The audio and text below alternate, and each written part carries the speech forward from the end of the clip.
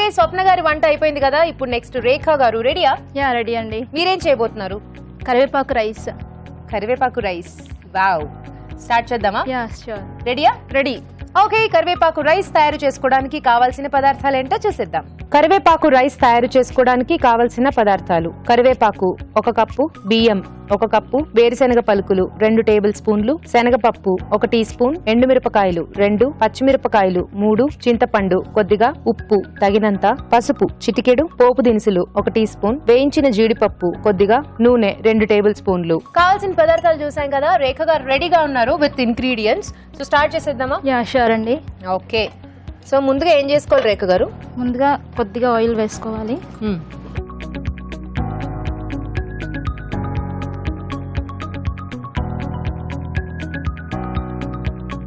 పోపు దినుసులు తర్వాత పల్లీలు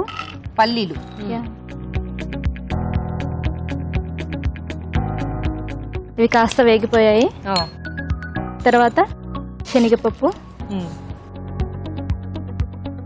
సో రైస్ కాబట్టి కొంచెం పప్పులు ఇలా పెట్టుకుంటే బాగుంటుంది మనకు పంటికి తగులుతూ ఉంటే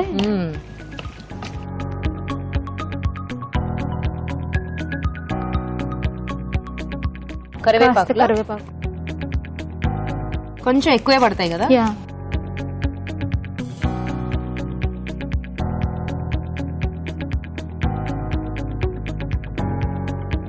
కొంచెం ఎండుమిర్చి పచ్చిమిర్చి కూడా ఓకే ఎండుమిర్చి పచ్చిమిర్చి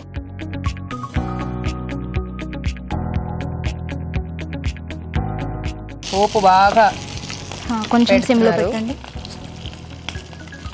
ఆల్రెడీ నేను వేయించిన జీడిపప్పు కొంచెం పసుపు కాస్త ఫాస్ట్ చేయాలి మీరు పప్పు అక్కడ సిమ్లో పెట్టేసి సిమ్లోనే ఉంది రైస్ వేసుకుంటారా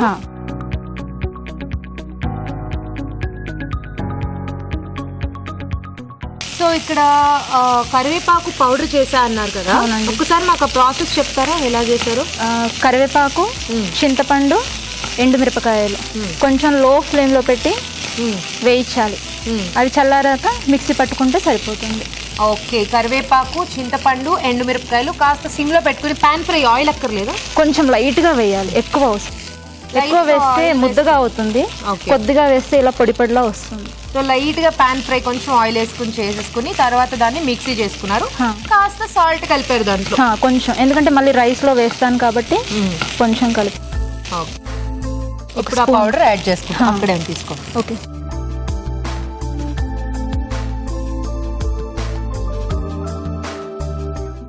సో చూసుకుని రైస్ క్వాంటిటీ సరిపడా కలుపుకోవాలి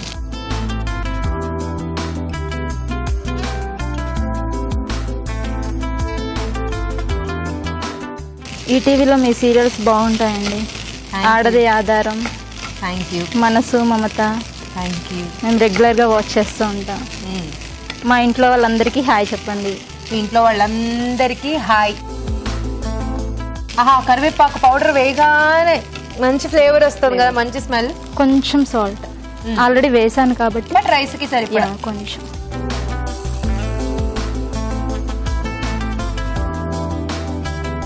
మీకోసం నేను ఒక పాట పాడదాం అనుకుంటున్నాను వావ్ తప్పకుండా పాడండి అంటే నేను కలుపుతూ అంటే మీరు డాన్స్ చేయాలి మరి నేను డాన్స్ చేయాలా ఇక్కడ ఇక్కడే ఓకే ట్రై చేస్తాను పాడండి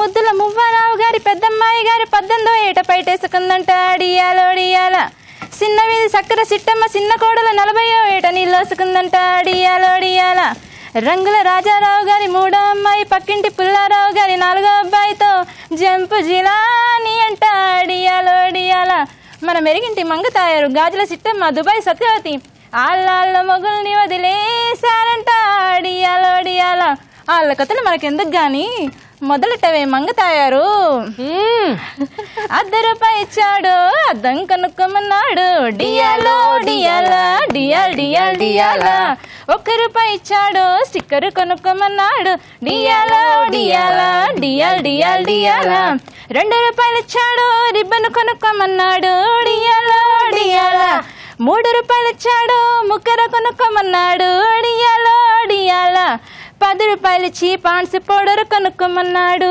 40 రూపాయలు ఇచ్చి నకిలీ నెక్లెస్ కొనుక్కోమన్నాడు అన్ని కొనిచ్చి అలంకరించి 5 లక్షలకు బేరం పెట్టి అసలేమి పసలేమి ముసలోనికి నన్ను వేశాడు పిల్లాని భావనిస్తావా తోలుకెళ్ళి తెల్లారి తీసుకొస్తాను యాలో డియాలో పిల్లాని భావనిస్తావా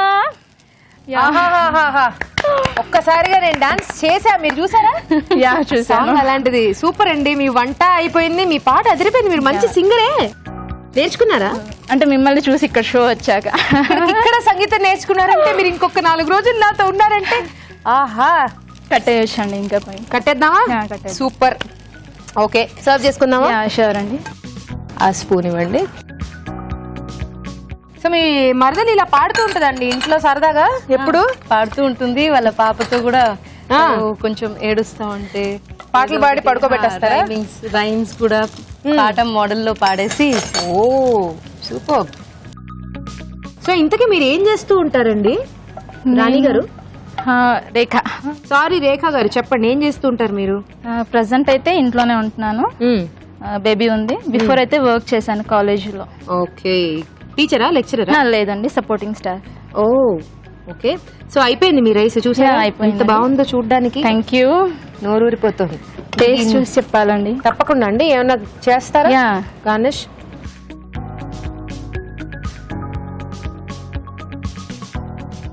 మా వదిన గారు హెల్ప్ చేశారు నాకు. ఓకే, వేయించిన కరివేపాకు బాగుందండి. ఇవ్వండి. వేడి వేడిగా కరివేపాకు rice ready. Super.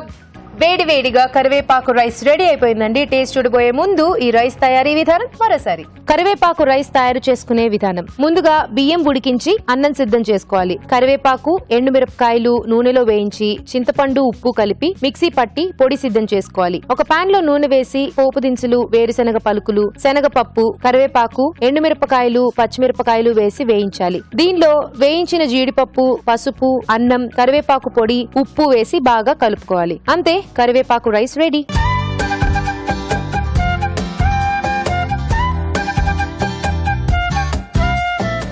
Okay, so వేడి వేడిగా టేస్ట్ చూసేద్దామా కరివేపాకు అన్నం? రాజుగారు ముందు మీరు టేస్ట్ చూడండి. ఓకే.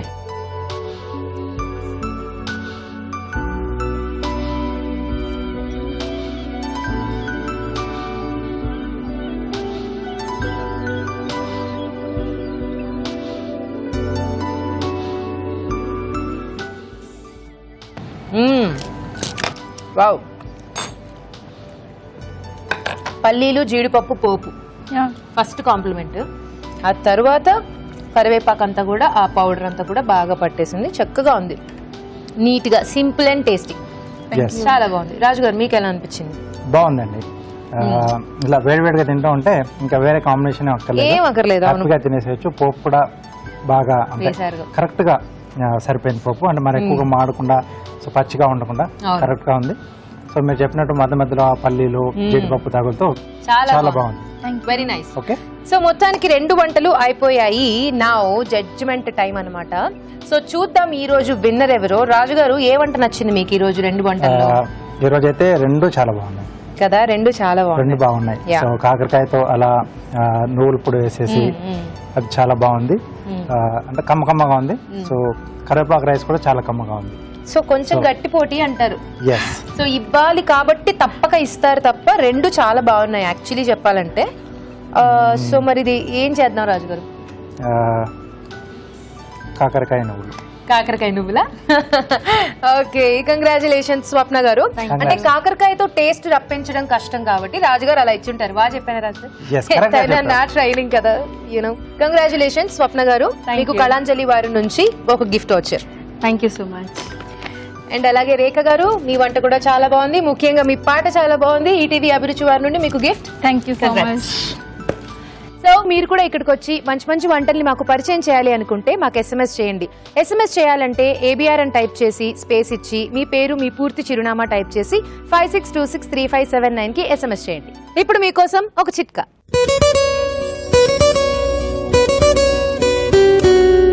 ఇప్పుడు మీకోసం మరో చిట్కా. వర్షాకాలం వచ్చేసింది. వర్షాకాలం వచ్చిందంటే రకరకాల అంటువ్యాధులు ప్రబలిపోతూ ఉంటాయి. ముఖ్యంగా ఇలాంటి వాటిల్లో చెప్పుకోవాల్సింది డయేరియా గురించి. అంటే లూజ్ మోషన్స్. వర్షాకాలంలో డయేరియా బాగా పెరిగిపోతూ ఉంటుంది. ఇలాంటప్పుడు బాగా పండిన అరటిపండులో పెరుగు కలుపుకుని ప్రతిరోజు తీసుకుంటూ ఉండాలి. ఇలా చేస్తున్నట్లయితే డయేరియా నుంచి రిలీఫ్ లభిస్తుంది.